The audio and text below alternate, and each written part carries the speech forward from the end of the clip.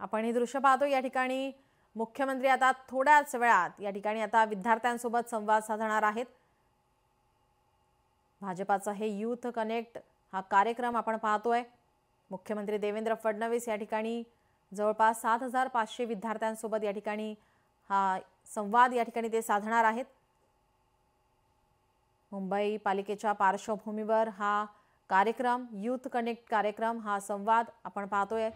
थोड्याच वेळात आता मुख्यमंत्री देवेंद्र फडणवीस या विद्यार्थ्यांसोबत संवाद साधणार आहेत। भाजपाकडून यूथ कनेक्ट मोहीम ही राबवली जाते। या कार्यक्रमातून थेट मुख्यमंत्री देवेंद्र फडणवीस हे या विद्यार्थ्यांसोबत संवाद साधणार आहेत। वरळी डोम येथे या कार्यक्रमाचं आयोजन करण्यात आलेलं आहे। मुंबई पालिकेच्या पार्श्वभूमीवर ही मोहीम राबवण्यात येते। थेट या ठिकाणी विद्यार्थ्यांसोबत मुख्यमंत्री संवाद साधणार आहेत।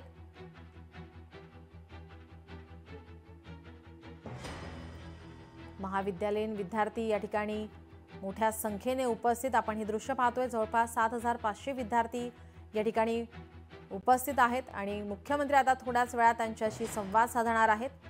वरळी डोम येथे या कार्यक्रमाचं आयोजन करण्यात आलंय। मुख्यमंत्री देवेंद्र फडणवीस विद्यार्थ्यांसोबत संवाद साधतील। आगामी पालिका निवडणुकीच्या पार्श्वभूमीवर मुंबई पालिका निवडणुकीच्या पार्श्वभूमीवर हा संवाद महत्त्वाचा मानला जातोय। यूथ कनेक्ट मोहीम या ठिकाणी राबवण्यात येते। मुख्यमंत्री देवेंद्र फडणवीसांचा थेट या विद्यार्थ्यांशी संवाद थोड्याच वेळात आता या कार्यक्रमाला सुरुवात होणार आहे।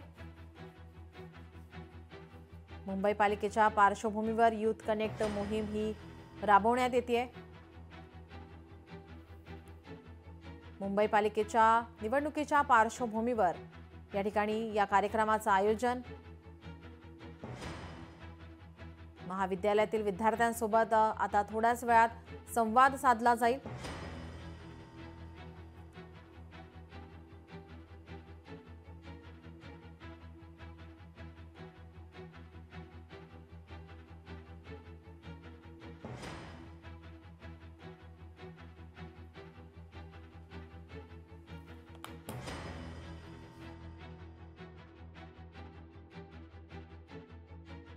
विविध महाविद्यालयाचे विद्यार्थी या कार्यक्रमामध्ये उपस्थित आहेत।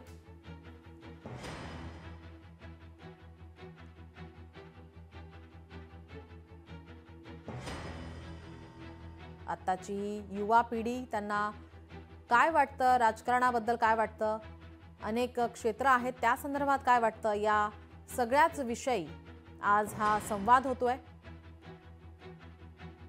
आपण हे दृश्य पाहतोय। मुख्यमंत्री फडणवीस या ठिकाणी उपस्थित, विविध क्षेत्रातील विद्यार्थी या संवाद कार्यक्रमामध्ये उपस्थित आहेत। आजच्या पिढीला या संदर्भात काय समस्या आहेत, काय त्यांचं मार्गदर्शन या ठिकाणी मुख्यमंत्री करणार, याकडे आता सगळ्यांचं लक्ष असेल।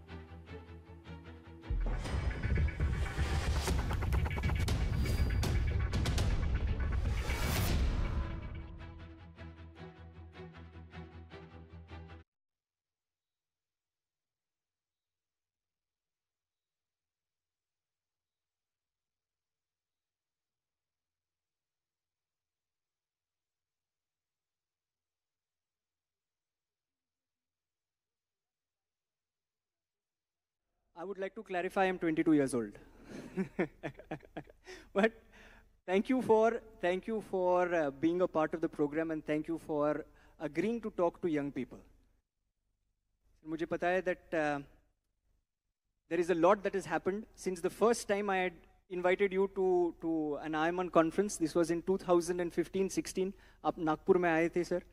तो तब से लेके अब तक महाराष्ट्र में काफ़ी प्रगति हुई है sir. One of the things that I am most happy about is मैं always late होता हूँ to reach the airport. तो आपने coastal road बना दिया, तो अभी coastal road ceiling वगैरह से we reach much faster. So thank you for that. But अभी मैं flight miss नहीं करता। यदि flight miss करता हूँ तो security guard को बोलता हूँ, देवेन भाव को मैं जानता हूँ, ये देखो पिक्चर है। तो वो मुझे देख के बोलते गब बस। don't crack jokes. Anybody can make pictures from artificial intelligence.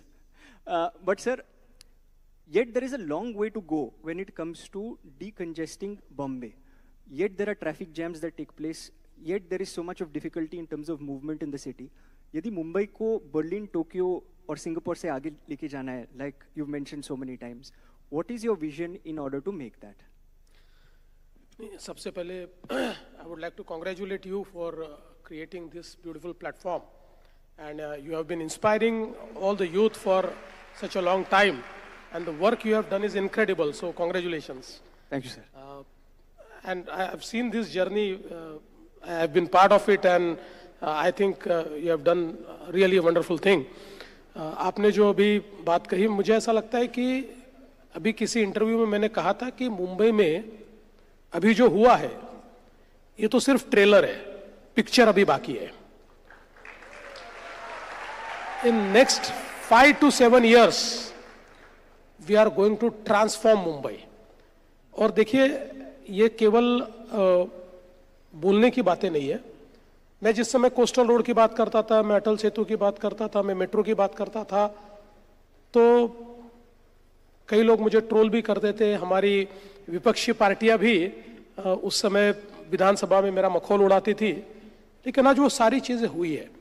और अब देखिए कि मुंबई को अगर डीकंजेस्ट करना है तो यहाँ पर साउथ से नॉर्थ तक की कनेक्टिविटी, ईस्ट से वेस्ट तक की कनेक्टिविटी, ये आपको हर तरीके से इंप्रूव करनी पड़ेगी. अभी हम लोगों ने कोस्टल रोड बनाया है, ये अपने सीलिंग तक पहुंचा है, सीलिंग बांद्रा तक पहुंची है. अब बांद्रा से वर्सोवा हमारी सीलिंग का काम चल रहा है, जो 4 जगह जुहू या अलग अलग जगह पर मिलेगी. और वर्सोवा से दहीसर और दहीसर से लेकर भाईंदर, ऐसी एक और लिंक का हमने काम शुरू किया है, जिसमें कुछ क्रिक ब्रिजेस हैं और कुछ उसमें टनल्स हैं. तो एक प्रकार से now we are creating entire parallel road. अभी देखिए, मुंबई का जो ट्रैफिक है, 60% of Mumbai moves on western expressway. तो until you decongest the western expressway, जी सर, आप मुंबई को इस जंजाल से बाहर नहीं निकाल सकते. तो ये टोटली पैरेलल रोड तैयार हो रहा है, और एक ऐसा रोड तैयार हो रहा है जिसमें देयर इज नो बैरियर, जिसकी आज मुंबई की हमारी एवरेज स्पीड 20 है, 20, sometimes it comes down to 15 peak hours में, बाकी समय तो थोड़ी ज्यादा रहती है. लेकिन ये एक ऐसी लिंक हम तैयार कर रहे हैं जहां पर आप एवरेज स्पीड 80 रख सकते हो, नॉट लेस देन 80. तो इसके कारण एक और मुंबई डीकंजेस्ट होगी. उसके साथ साथ थाने से बोरीवली का टनल है, फिर मुलुंड से गोरेगांव का टनल है. ये सारे टनल्स ईस्ट वेस्ट कनेक्टिविटी के लिए हमको एक प्रकार से इसकी मदद होगी. इसके साथ साथ और वेस्टर्न एक्सप्रेसवे को बोरीवली से गोरेगांव तक एक पैरेलल रोड हम लोग तैयार कर रहे हैं. फिर उसके साथ साथ जो अटल सेतु है, उस अटल सेतु को जोड़ने के लिए हम लोग वर्ली से एक शिवड़ी तक एक ब्रिज तैयार कर रहे हैं, जो अगले साल तैयार हो जाएगा. तो सीधा जो हमारे सबर्ब्स के लोग हैं, इनको अगर न्यू मुंबई एयरपोर्ट जा रहा है तो सीधा ये कोस्टल रोड पकड़ेंगे और इस रोड से वहां तक पहुंच पाएंगे. फिर हम लोग ईस्टर्न एक्सप्रेसवे से, जहां पर हम लोग लैंड करते हैं, वहां से बहुत ज्यादा हम लोगों को ट्रैफिक जाम मिलता है. तो वहां से टनल का काम ऑलरेडी शुरू हो गया है, जो अगले 3 साल में हम कंप्लीट करेंगे. ये टनल सीधा चौपाटी पर आएगा, तो उसके कारण ये जो पूरा घूमकर ट्रैफिक आना पड़ता है और जो जाम होता है वो समाप्त हो जाएगा. तो एक प्रकार से कंप्लीट. और फिर अभी हम लोगों ने काम शुरू किया है कि जो हम लोग वर्ली बांद्रा सीलिंग पर जहां बांद्रा में आते हैं, वहां से हम एक सीधा टनल बीकेसी निकालेंगे. तो कंप्लीट बीकेसी को डीकंजेस्ट करेंगे और बीकेसी से सीधा हम लोग उस टनल को ले जाएंगे डोमेस्टिक एयरपोर्ट. तो उसके कारण अभी आपको साउथ मुंबई से अगर वहां पहुंचना है तो शायद थोड़ा समय लगता है. जी सर, मैं ऐसा मानता हूं 20 मिनट में आप पहुंच जाओगे. तो इतना ये सारा. और अभी कंप्लीट हम लोग एक प्लान तैयार कर रहे हैं पाताल लोक तैयार करने का. जी, पाताल लोक का मतलब यह है कि मुंबई में कंप्लीट टनल्स का एक नेटवर्क हम तैयार करेंगे, एक पैरेलल नेटवर्क, जो पूरी मुंबई को डीकंजेस्ट करेगा. इसके साथ साथ आपने देखा हमने मेट्रो का जो नेटवर्क तैयार किया है, चाहे वो अंडरग्राउंड मेट्रो हो, ये सारा every year we are going to deliver 50 kilometres of metro. तो 50 किलोमीटर की मेट्रो हम लोग हर साल डिलीवर करेंगे तो अगले 4 सालों में पूरी कनेक्टिविटी मेट्रो की आपको 100% तैयार मिलेगी और आप मुंबई में कहीं से भी कहीं पर ये पब्लिक ट्रांसपोर्ट से जा पाओगे। और उसके साथ साथ आपको मालूम है हम लोगों ने अभी मुंबई वन ये ऐप भी लॉन्च किया है, ये प्लेटफॉर्म लॉन्च किया है। Mumbai one is one stop solution for everybody who wants to commute, क्योंकि इसके ऊपर आपका जो जर्नी है उसको प्लान भी कर सकते हो और सिंगल प्लेटफॉर्म पर एक टिकट आपने ले लिया तो you can use the suburban railway, you can use the metro, you can use the mono, you can use the bus, तो सारी सिस्टम्स। और इसके साथ साथ जो हमारी सबर्बन रेलवे है जो मुंबई की लाइफलाइन है, जो करीब 90 लाख लोगों को ट्रांसपोर्ट करती है, अब हम लोगों ने कहा कि मेट्रो तो हमने इतनी अच्छी दे दी लेकिन सबर्बन रेलवे में आज भी लोग लटक लटक के जाते हैं, अटक अटक के जाते हैं और जो असली मुंबई का है वही ट्रैवल कर सकता है, बाहर का आदमी तो उसमें पीक टाइम में घुस भी नहीं सकता। अभी उसको पूरा ट्रांसफॉर्म हम कर रहे हैं, हम लोग उसको सारे कोचेस जो है ये मेट्रो जैसे हम कर रहे हैं, फुली एयर कंडीशन और उसके डोर क्लोज होने वाले। और इसमें ताली इस बात पर बजाइए, इस बात पर मत बजाइए, ताली इस बात पर बजाइए कि इतनी सुंदर हम रेलवे देंगे लेकिन सेकंड क्लास का फेयर 1 रुपए से भी नहीं बढ़ाएंगे। उतने ही फेयर में, अरे वाह, उतने ही फेयर में लोगों को मेट्रो का एक्सपीरियंस ये हम हमारी सबर्बन रेलवे में देंगे। इसके साथ साथ हम लोग कुछ और प्रोजेक्ट्स ले रहे हैं जिसमें वाटर ट्रांसपोर्ट है। पिछले समय फर्स्ट रोरो सर्विस में जब पिछले समय सीएम था हम लोगों ने शुरू की जो अलीबाग की तरफ जाती है, अभी हम लोगों ने कंप्लीट एक वाटर ट्रांसपोर्ट का एक नेटवर्क तैयार किया है। और सबसे बड़ी बात यह है कि जो हमारा न्यू मुंबई एयरपोर्ट है ये पिछले अगले 1-2 सालों में भारत का पहला एयरपोर्ट होगा जहां से आप वाटर टैक्सी से गेटवे ऑफ इंडिया आ पाएंगे। अरे वाह, वाटर टैक्सी हम लोग वहां शुरू कर रहे हैं। तो मैं ऐसा कह सकता हूं कि एक 360 डिग्री प्लान, कनेक्टिविटी का प्लान, और ये केवल कागजों पे नहीं है, एवरीथिंग इज बीइंग इम्प्लीमेंटेड। जैसे मैंने आपको जितनी चीजें बताई हर चीज अलग अलग स्टेजेस पर है पर इम्प्लीमेंटेशन में। Thank you. This is a 360-degree holistic wellness plan for Mumbai.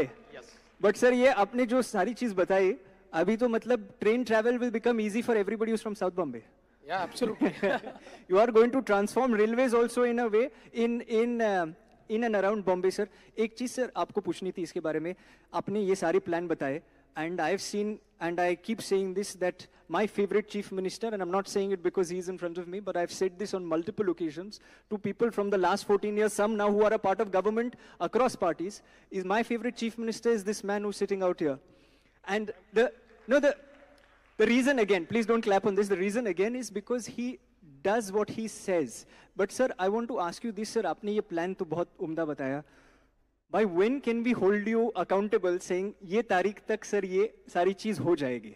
देखिए एवरी ईयर जी सर, हर साल जी, क्योंकि जैसे मैंने कहा मेट्रो हम हर साल 50 किलोमीटर डिलीवर करेंगे। अभी कई हमारे ये जो टनल्स के प्रोजेक्ट है इसमें टीबीएम इज ऑलरेडी इनसाइड। जी सर, तो बाहर तो निकलेगी 1 साल बाद, 1.5 साल बाद, 2 साल बाद। तो मुझे लगता है कि एक बड़ा transformation you should expect in next 5 years, बहुत बड़ा। लेकिन कुछ प्रोजेक्ट्स ऐसे भी है कि जो बियॉन्ड उसके जाएंगे, but all these projects will be over by 2032.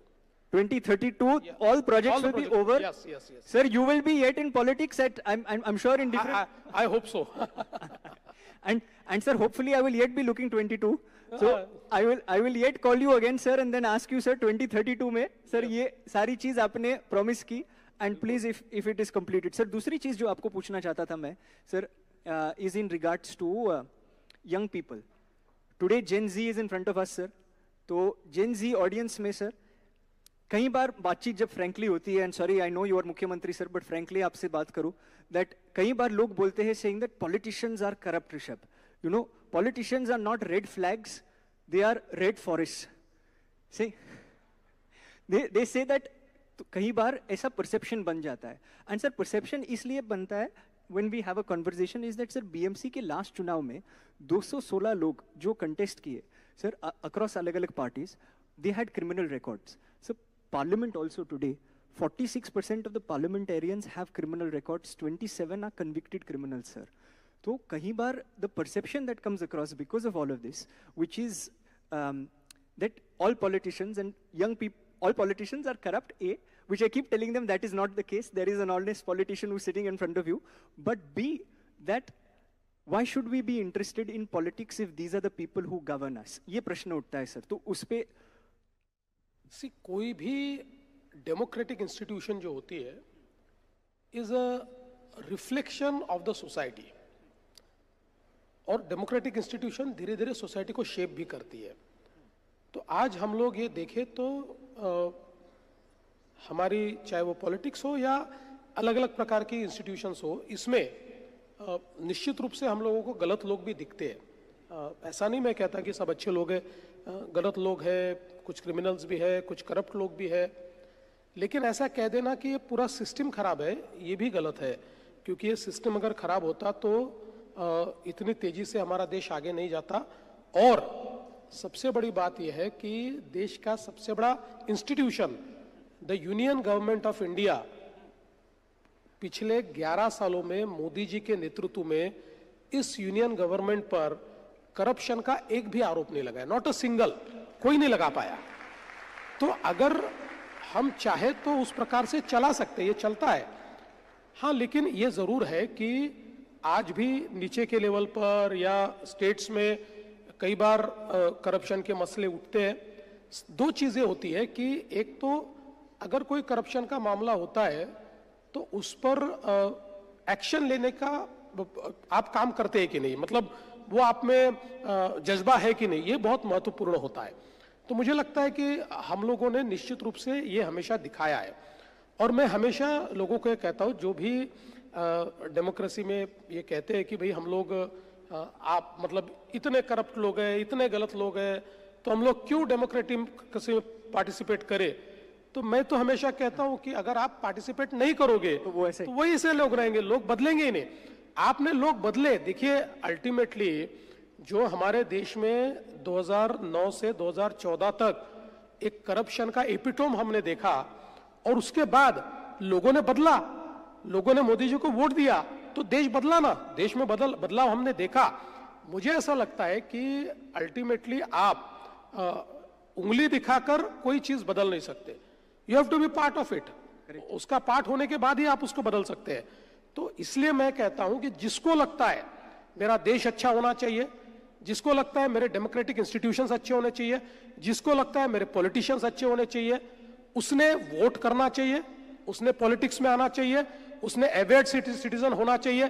केवल हम गप्पे मारे आपस में बैठकर लोगों की ओर उंगलियां बताए, इससे कभी परिवर्तन नहीं हो सकता। परिवर्तन हम पार्टिसिपेट करके ही कर सकते हैं, और वो परिवर्तन हमको करके दिखाना होगा। दूसरा एक परसेप्शन जिसको मैं यहां तोड़ना चाहता हूं, मैं ये नहीं कहता कि हमारे पॉलिटिक्स में क्रिमिनल्स नहीं है, लेकिन ये जो 40% का जो आंकड़ा आता है ना, ये बड़ा मिसलीडिंग है।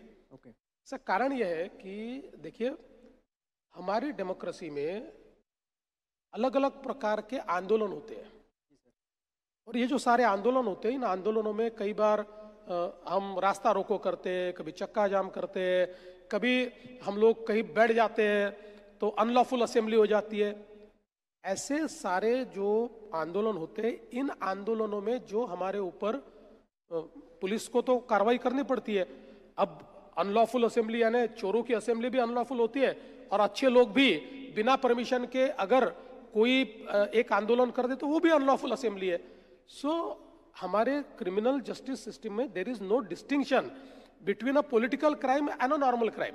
Anything you do is triable by IPC, यानी अभी जो भारतीय न्याय संहिता हुआ है उससे वो ट्राइबल होता है।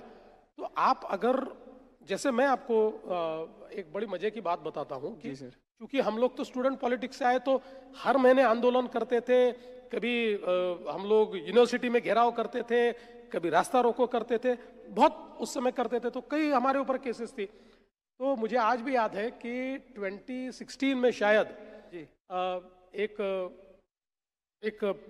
टाइम्स ऑफ इंडिया ने फ्रंट पेज पर एक आर्टिकल, एक न्यूज आइटम था, और उसमें कहा था कि हमारे देश के जो चीफ मिनिस्टर्स हैं, इन पर देखिए कितने क्रिमिनल मामले चल रहे हैं। उसमें पहले नंबर पर मैं था और सेकंड नंबर पे केजरीवाल जी थे। तो उस समय चूंकि उस समय मेरे ऊपर 35 केसेस थी, लेकिन एक भी केस मॉरल टर्पिट्यूड की नहीं थी, एक भी केस किसी गलत काम की नहीं थी। ये सारी केसेस जनता के लिए मैं लड़ा था, जनता के लिए मैंने आंदोलन किए थे, उन आंदोलनों की केसेस थी।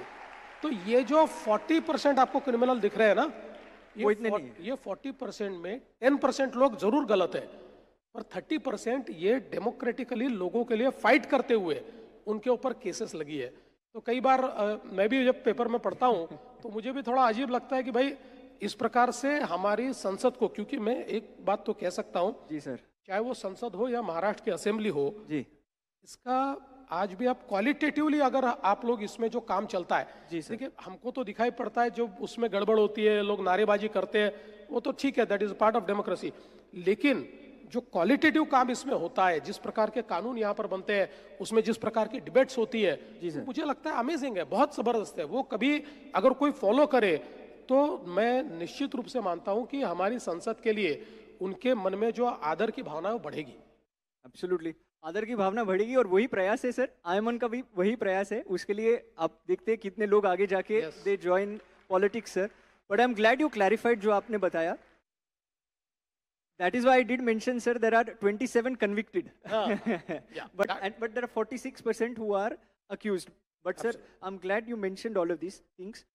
दूसरी चीज सर, यूथ के बारे में बात कर रहे हैं। So I have seen all types of quota sir. जब मैं कॉलेज में था तभी HR कॉलेज में सिंधी कोटा था, बाद में NM कॉलेज में गुजराती कोटा है। हर एक कॉलेज में अलग अलग कोटाज होते हैं। Marathi quota is also there, we are in Maharashtra sir, it is important. But sir कई बार मैं सोचता हूँ sir, because there are so many countries across the world which have already done this. India today is a very young country, average age is 28, and sometimes it happens sir that young people are not given enough representation in politics. So sir, I'm just an idea, please, this is crowdsourcing of questions, बाद में ये question आया है, just as an idea, how would there be a possibility at some point in the BMC elections or going forward that some percentage of seats, whether 5% or 10%, are reserved for people who are below the age of 35? मैं BJP की बात कह सकता हूँ, और मुझे लगता है बीजेपी में at least 40% of them will be below 35. 40%. क्योंकि देखिए ultimately 40% below 35 in BMC elections. पक्का देख लीजिएगा। बिल्कुल यंग लोग सारे आपको दिखाई पड़ेंगे। हम लोग यंग लोगों को ही उसमें आगे ले जाएंगे।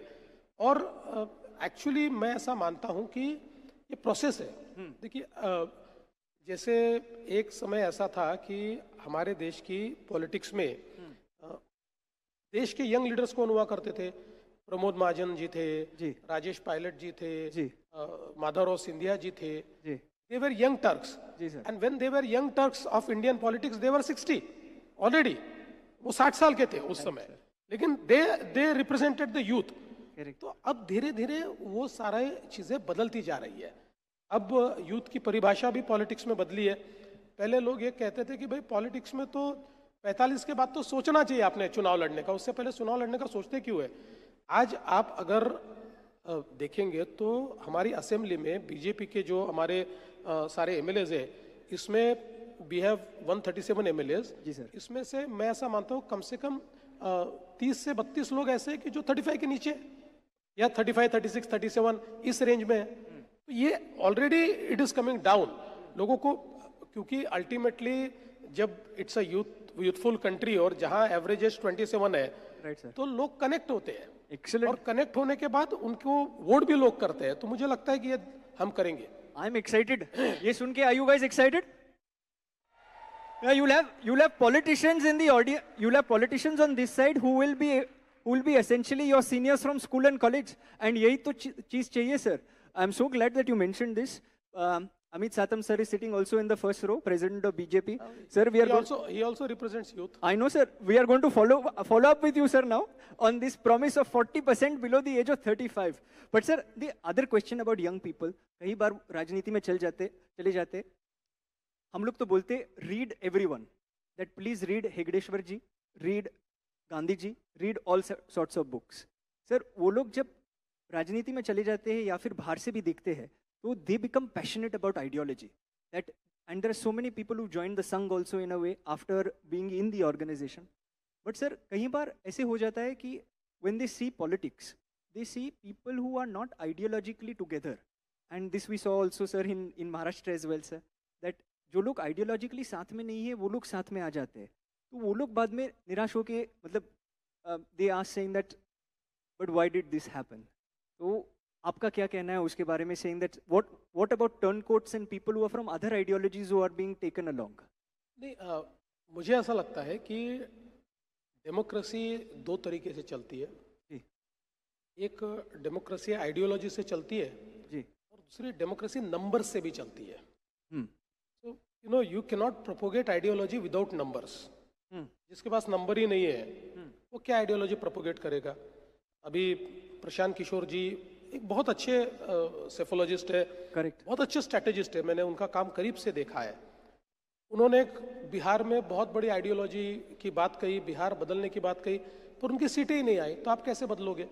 सो पॉलिटिक्स में प्रैग्मेटिक अप्रोच लेना पड़ता है, जिसमें आप आपकी आइडियोलॉजी को, आपके विचारों को, आपके इथोस को, तभी आपके मोरालिटी को तभी जिंदा रख पाएंगे जब आप पॉलिटिक्स में रेलेवेंट रहेंगे. फॉर रेलेवेंस आपको नंबर्स तो लगते ही है.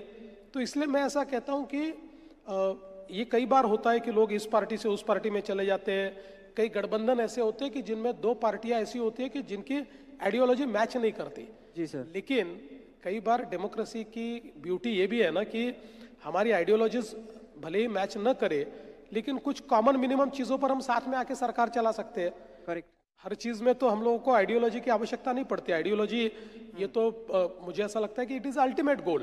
बट आपको रोजमर्रा की जिंदगी में जो ट्रांसफॉर्मेशन करना है उसमें तो बहुत ज्यादा आपको आइडियोलॉजी की आवश्यकता नहीं है. तो इसलिए मुझे लगता है कि जब डेमोक्रेसी मैच्योर हो रही है, देखिए हमने 90s का एक दौर देखा है कि जिस दौर में हर साल प्राइम मिनिस्टर बदलते थे. ये भी दौर तो हमने देखा है कि जिस समय 30 पार्टियों की, 32 पार्टियों की, 28 पार्टियों की सरकारें चला करती थी, और उसमें जो सबसे बड़ी पार्टी होती थी वो भी 100 से ज्यादा, 120, 180 इसके ऊपर होती थी. वहां से हमारी डेमोक्रेसी मैच्योर हुई है. सो see all said and done हम 75, 77, 80 साल के लोग हैं. मतलब हमारी democracy is between 75 and 80 years. Correct sir. तो इसलिए एक मैच्योर्ड फेज की ओर हम लोग जा रहे हैं. मुझे अपेक्षा है कि ये जो एक ट्रांजिशन है ये आने वाले 15-20 सालों में एक हम लोगों को स्टेबिलिटी की ओर ले जाएगा, और वापस पॉलिटिक्स में ideology will take a centre stage amongst all. So in 2032-35, ideology will take center stage again. It will take more time. More time. Okay. Okay. Sir, one more issue जो आपको पूछना चाहता हूँ was in terms of schools. School और college से बच्चे आते हैं. These are all school and college students who are sitting in front of you. There are 5,000 from 120 educational institutions across the city, sir. Huge round of applause to yourselves, you, of course. And they've been, sir, आपकी बात इतने ध्यान से सुन रहे हैं. Principals are hoping, saying, आप please हमारे school में आके टीचर बन जाइए, हमारी बात भी सुन लेंगे. They are listening to you so patiently and nicely, sir. And therefore, I'm so glad that you're listening to what he's saying, because the next question is especially for you and for the coming generation. Sir, UK की university आप बड़ी बड़ी प्रसिद्ध university लेके आए, ये बहुत बड़ी बात है. बट सर हमारे gross enrolment ratio BMC schools में सर गिर रहा है. पहले it was 4.5 lakh, now it is come to 3 lakh. Of course, the infrastructure in schools is improving, things are happening, but the gross enrollment ratio is decreasing, sir. When will BMC schools become such that students will not have to go to a private school anymore, and then they will just be going to BMC schools? Not the timeline, but sir, is there a plan for this? मुझे ऐसा लगता है कि BMC schools अच्छी है जी sir, और कई BMC schools ये प्राइवेट स्कूल से भी अच्छी है. They are doing well. Correct. देखिए उनका इंफ्रास्ट्रक्चर देखिए, वहाँ पर टीचिंग लर्निंग मेथड्स देखिए, वहाँ पर नए गैजेट्स देखिए. सवाल ये जो संख्या कम होने का है, इसका एक कारण ये है कि जब हम लोग मतलब सारा ये ग्रोथ पीरियड था जी सर, उस समय प्राइवेट स्कूल्स कम थी, तो लोग सरकार के स्कूलों पर निर्भर थे, बीएमसी की हो, गवर्नमेंट की हो, और उसके सिवा लोगों के लिए कोई दूसरा जरिया नहीं था। अब बहुत बड़े पैमाने पर प्राइवेट स्कूल्स भी आई है, तो स्कूल्स की संख्या ये बहुत बड़े पैमाने पर बढ़ी है। और मुझे ऐसा लगता है कि थोड़ा सा मतलब हमारे जो पेरेंट्स होते हैं ना, वो कई बार प्राइवेट स्कूल से ज़्यादा प्रभावित होते हैं। मैं आपको एक उदाहरण के तौर पर बताऊंगा कि मैं जब पिछले समय मुख्यमंत्री था और हमारी जिला परिषद की जो स्कूल्स है, उन स्कूल्स में हम लोगों ने एक बहुत बड़ा अभियान चलाया, वहाँ टीचिंग लर्निंग सिस्टम्स को बदला, काफ़ी ट्रेनिंग की। उसका परिणाम ये हुआ कि उस समय मतलब I think it was in 2018 2 lakh बच्चे ये प्राइवेट स्कूल्स छोड़कर जिला परिषद के स्कूल्स में आए। लोकशाही मराठी ऐका, पहा, जागरूक रहा।